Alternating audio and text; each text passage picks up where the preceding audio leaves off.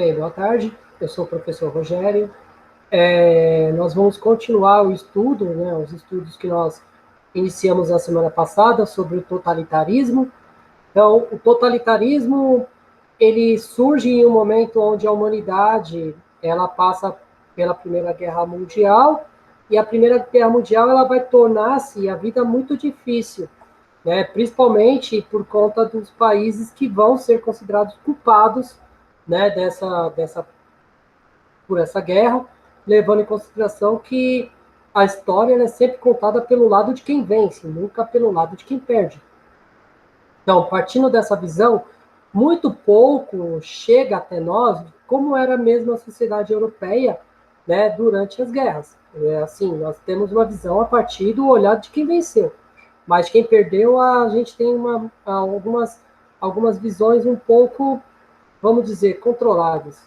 Então, a gente vai começar a trabalhar hoje, o tema da aula de hoje é totalitarismo de direita, só que antes de nós falarmos sobre esse totalitarismo de direita, né, nós devemos levar em consideração alguns pontos muito importantes. Primeiro, quando nós definimos totalitarismo, então, o totalitarismo é um governo de um líder supremo.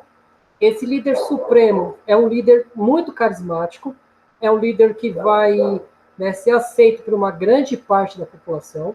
Então, essa população, ela estava num momento de crise extrema, então ele vai surgir como salvador da pátria, então aquela pessoa que vai trazer benefícios para aquela população. Então, ele vai ser considerado o herói, o todo-poderoso. Aí, tudo bem. Então, é um líder extremamente carismático, mas é uma questão muito ufanista também. Então, quando nós falamos em totalitarismo, então o totalitário, ele vai encarar os povos ao redor como se fossem povos inimigos. Então, vai ser um governo baseado muito no super protecionismo interno, né, desses países. Então, a gente vai começar a falar um pouquinho aqui, que é importante da gente ressaltar essa visão do totalitarismo, porque nós vivemos hoje, né? Então nós temos alguns problemas, né, relacionados a esse tipo de governo, porque após a morte do George Floyd, houve vários movimentos, por luta por igualdade, e houve essa questão do levante antifascismo. Mas, afinal de contas, o que é o fascismo?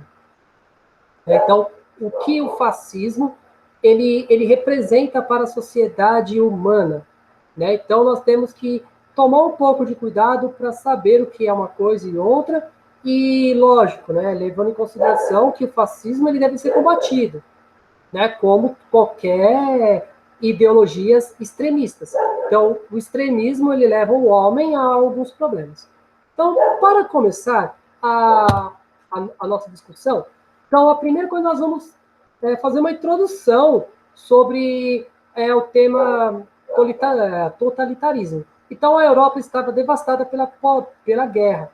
Então, a crise dentro desses países que foram derrotados ou estavam em transformações provocaram o surgimento de modelos totalitários, de um governo, de um representante, né, considerado forte, né, então esse líder supremo, que sempre estava num estado de guerra constante. Então esse líder supremo tinha que se manter no poder alegando sempre possíveis golpes, possíveis levantes contra ele. Então o combate, né, de ideias dos opositores. Então a oposição dentro do país ele era combatido.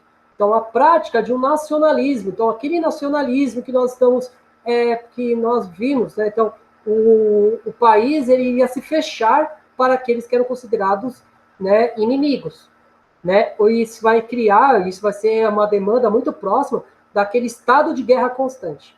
Então, no caso, né, a Itália, a Alemanha, e no caso depois nós vamos ver na Espanha durante a Guerra Civil Espanhola. Então, para começar, nós vamos começar a trabalhar aqui, né, o fascismo italiano.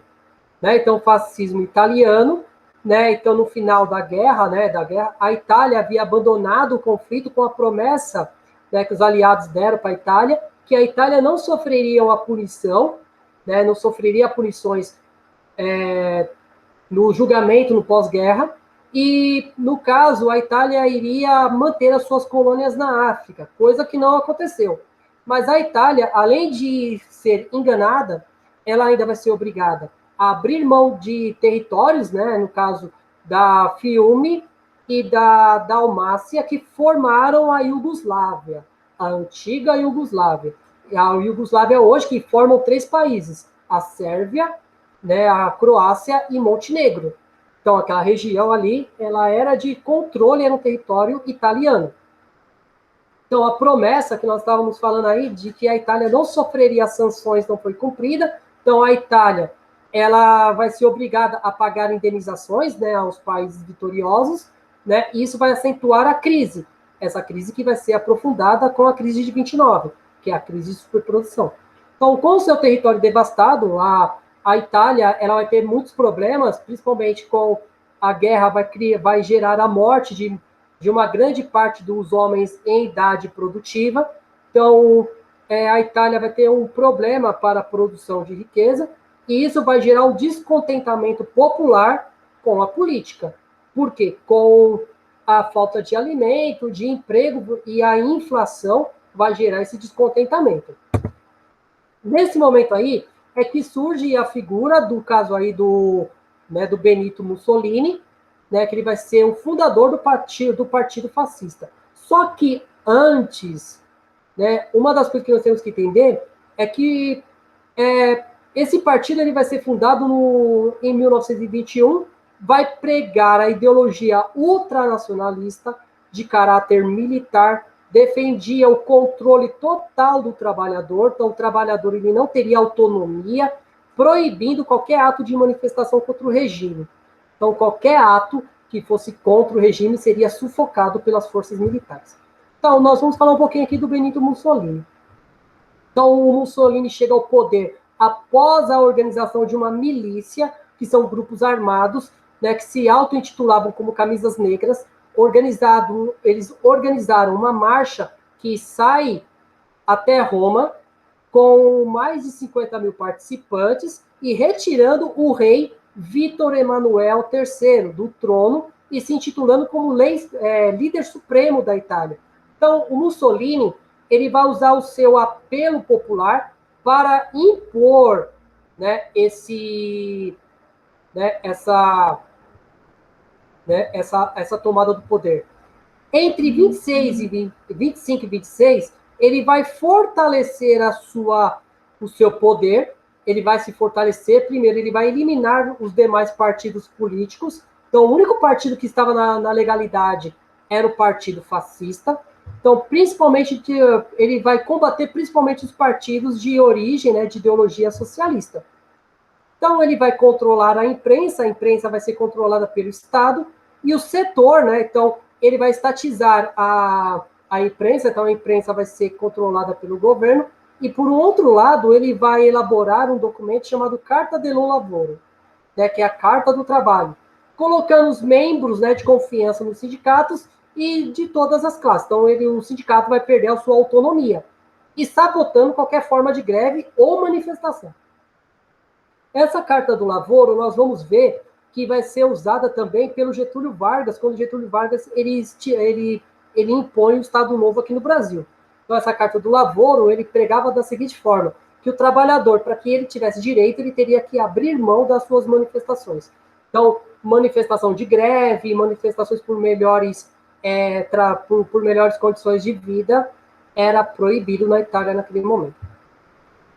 Uma outra questão também que o Mussolini ele vai promover ali na Itália é o Tratado de Latrão. Então, o Tratado de Latrão é a expropriação de terras papais, que eram as terras da igreja. Lembrando que quando a Itália ela foi unificada, uma grande parte dessas terras eram de propriedade da Igreja Católica Apostólica Romana, e o que o Tratado de Latrão ele colocava, que essas terras iriam ser controladas pelo Estado. Então, a igreja ela vai ser expropriada das suas riquezas, e essas riquezas vão ser controladas pelo Estado, né, italiano, e vai reduzir o território do Vaticano, o território da igreja, apenas ao Vaticano. Isso a partir ali da visão do Mussolini. Então, a igreja vai ser né, vai minimizar o poder da igreja dentro da Itália. Então, a crise de 29 vai ter uma resposta, né, pelo governo, que foi aumentar a produção de armas. Então, a crise de 29, que vai gerar muitos problemas também na Itália, ele vai dar como uma resposta mostrando o seguinte: ó, nós estamos prontos para uma nova guerra. Ele vai aumentar a produção de arma e ele vai voltar o seu desejo imperialista ao norte da África. Então, ele vai invadir os territórios ali no norte da África e ele vai ser considerado, né, no caso aí o Mussolini, como o restaurador da glória do Império Romano. Então, o Mussolini ele tinha como ambição, né, voltar à glória do passado do Império Romano. Ele queria reunir novamente o Império Romano na sua magnitude ali entre, né, na sua magnitude entre o século 6 a.C. até o século 3 depois de Cristo. Então, o Mussolini ele tinha essa visão ufanista de resgatar o Império Romano. Bem, a Alemanha nazista, né? Então, a Alemanha nazista é um dos pontos mais emblemáticos nesse momento, porque a Alemanha ela sai derrotada da guerra, mas assim, no final da guerra em 18, né? Então a política alemã ela é disputada em diversos grupos ideológicos, provocando assim a queda do Kaiser, né? Então o rei, o Kaiser Guilherme II, em novembro daquele ano. Então, instaurando uma nova forma de governo, que ficou intitulada como a República de Weimar. Né? Então, nesse caso aí, a Alemanha ela vai começar a sofrer diversas influências de governos totalitários, tanto do fascismo, tanto do socialismo. Então, vai haver movimentações de todos os lados dentro ali daquela comunidade. Então, nesse sentido, né, lembrando que a Revolução Russa ela acontece em 1917 e esses ideais socialistas vão começar a expandir pela Europa. Então, a guerra, no caso aí, a guerra vai afetar muito a economia alemã. Então, os efeitos da guerra vão ser devastadores assim, para a economia alemã. Então, a Alemanha teve que pagar indenização aos países vitoriosos e esse pagamento vai começar em 1923, provocando uma grande onda de desemprego, hiperinflação, e a pobreza e a fome levaram à greve e quase todas as nações. No caso aí, a imagem que eu selecionei aí para vocês tem no caso, um varredor de ruas varrendo notas, dinheiro para dentro do bueiro, e embaixo tem crianças brincando com pilhas de dinheiro. Então, isso quer dizer que a hiperinflação ela era tão grande que a moeda alemã não valia quase nada. Então, isso vai gerar um grande problema para a solução, para a organização do país pós-guerra. Então, a gente vai falar aqui desse senhor, né, no caso, o Adolf Hitler. O Hitler, aqui, essa foto selecionada foi uma foto durante a Primeira Guerra Mundial, então ele lutou na guerra, né, na Primeira Guerra, e ele se tornou o líder do Partido Nazista, né, do Partido Nacional Socialista dos Trabalhadores Alemães, sendo preso no período que ele escreveu o seu livro, né, uma das obras mais importantes sobre o nazismo, que vai ganhar o nome de Minha Luta. Né? Então, o Hitler, ninguém sabe exatamente a sua origem, tem gente que diz que ele é de origem de uma família austríaca judaica, então tem algumas coisas que fica meio subentendido aí. Então, essa obra, ela tem um caráter que ela combatia o liberalismo, que para ele incentivava o individualismo. Então, ele vai dizer que o individualismo era algo a ser combatido, que é aquilo que o liberalismo ele considerava como a base, né, para o desenvolvimento da economia.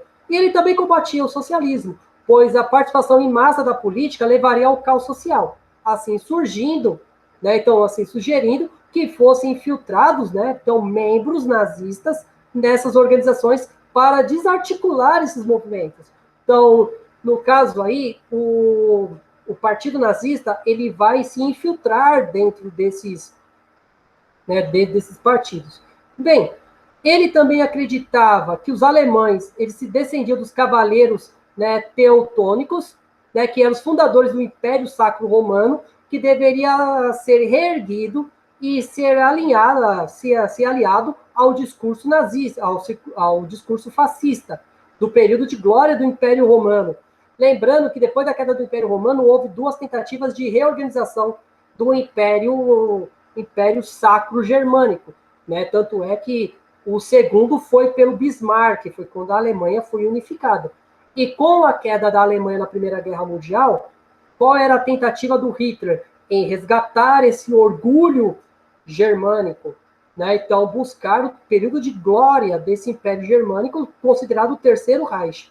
Então, unir todos os povos de origem germânica em uma nação destinada por Deus a se tornar um exemplo a ser seguido. Então, ele tinha essa visão de destinação, né? Então, ele acreditava que o povo germânico ele era herdeiro desse povo superior aos demais. Então, ele pregava a superioridade dos povos arianos frente aos demais.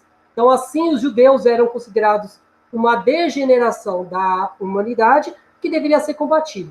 Então, os judeus, eles faziam parte de uma classe da burguesia alemã, e para o Hitler, os judeus deveriam ser o quê? Submetidos à exploração, né, do Estado germânico. Né? Então, eles deveriam ser combatidos. Não apenas só os judeus, mas também as outras minorias, como negros, homossexuais, algumas denominações cristãs, como no caso tinha algumas denominações de evangélicos que também eram combatidos pelo Adolf Hitler.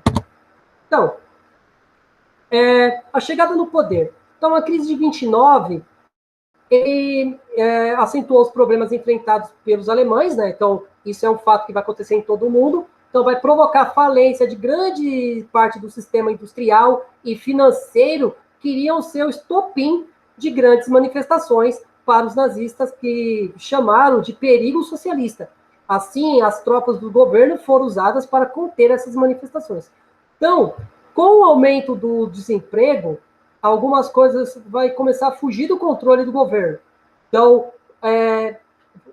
as organizações sindicais vão começar a ganhar força, principalmente as fundações sindicais de origem, né, de ideologias socialistas. E isso vai ser o estopim para os grandes conflitos.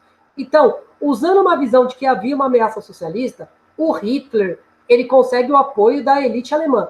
Então, ele vai ser apoiado por essa elite, né, e vai possibilitar os seus avanços, conseguindo ser eleito a chanceler. Então, ele foi eleito em 1933 e também conseguindo a maioria do parlamento. Como ele chega ao poder, então ele vai fundar duas associações importantes. Primeiro, a SA, que é as sessões de assalto, então, de ir para o confronto, e a SS, que é a Brigada de Segurança. Né? Então, isso vai promover, no dia 30 de julho de 1934, o alto conhecido como Noite dos Longos Punhais, que é o alto que o Hitler ele vai tomar o poder. Então, ele vai se intitular como o Führer, que é a mesma coisa que o chefe, e ele vai acabar com a República de Weimar, né, intitulando o Terceiro Reich, colocando em prática os seus ideais dos seus livros. Né? Então, ele tinha esse discurso acalorado, esse discurso bem organizado, e isso vai dar uma vantagem muito considerável a ele. Então, em novembro de 1928, vai acontecer ataques às sinagogas, né? Então, que vai ser conhecido como Noite dos Cristais, né? Quando essas sinagogas elas serão atacadas e os comércios, né? Comércios que eram controlados pelos judeus serão atacados, e isso vai ser, né, bem significativo. Uma outra coisa aí, ele inicia as obras de reestruturação da indústria alemã, incentivando obras públicas de ferrovias, estradas e, principalmente, produção armamentista. Lembrando muito que um dos acordos que a Alemanha assinou com os países aliados no pós-guerra era que a Alemanha não poderia ter uma força militar. Eles não poderiam organizar um exército acima de 15 mil homens. Então, nesse sentido, quando o Hitler ele organiza essa reconstrução do campos produtivos, ele vai contra esse acordo. Então, mesmo assim, ele estava crescendo. Sob o comando do Hitler, também do Joseph Goebbels, né? Então ele vai criar o Ministério de Propaganda, manipulando a educação a imprensa e a propaganda de rádio diários. Então, ele vai criar um programa de rádio que vai falar diretamente com as famílias, né, alemã, né? Tanto é que o Getúlio Vargas vai criar, a partir desse modelo aí, desse modelo público, o que nós chamamos de a voz do Brasil, né? Então, a voz do Brasil, que nós ouvimos todo dia às 7 horas da noite, surge aí. Então, o Hitler também vai criar a Gestapo, que é a polícia secreta, né, que vai começar a perseguir os seus opositores, né? E também inflamando aquele discurso de superioridade racial, que era a base da sua obra, e isso vai ser tratado até o final da Segunda Guerra Mundial. Bem, esse movimento, no caso, os fascistas e os nazistas, eles vão começar a se expandir pela Europa também, como os movimentos socialistas, e eles vão servir como célula, como experimento, a Guerra Civil Espanhola. Então, a Guerra Civil Espanhola foi travada de 36 a 39, entre grupos liderados pelo ditador Miguel, né, Primo Rivera, né, com apoio dos conservadores, realizando a perseguição de opositores de pensamento socialista.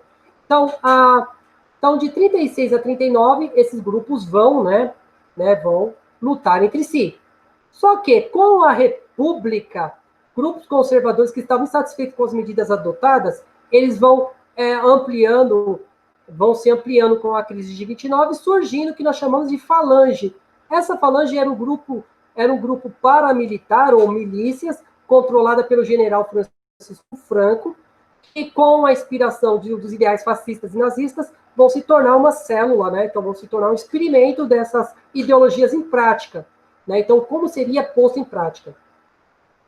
Então, os opositores da Falange, que eram chamados de Frente Popular, então, membros que eram seguidores dos ideais socialistas e anarquistas, vão se organizar e vão buscar essa luta, né? Então, vão lutar contra essa guerra. Então, essa guerra vai durar 3 anos, com vitória do Franco.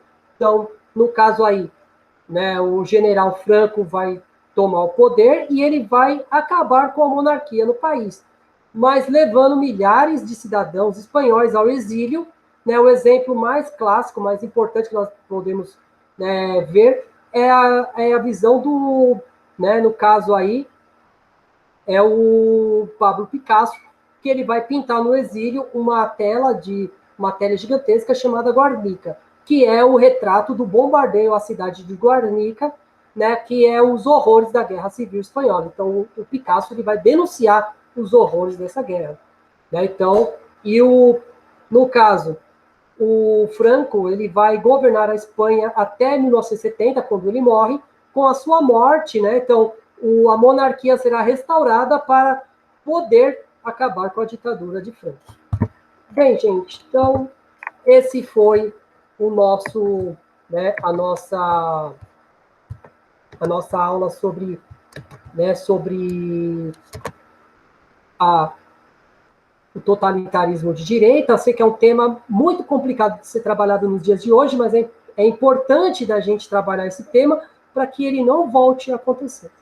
Bem, espero que todos tenham compreendido e na próxima aula nós vamos trabalhar o totalitarismo de esquerda. Então nós vamos trabalhar como é que o Stalin chega ao poder. Tudo bem? Então espero que todos tenham compreendido.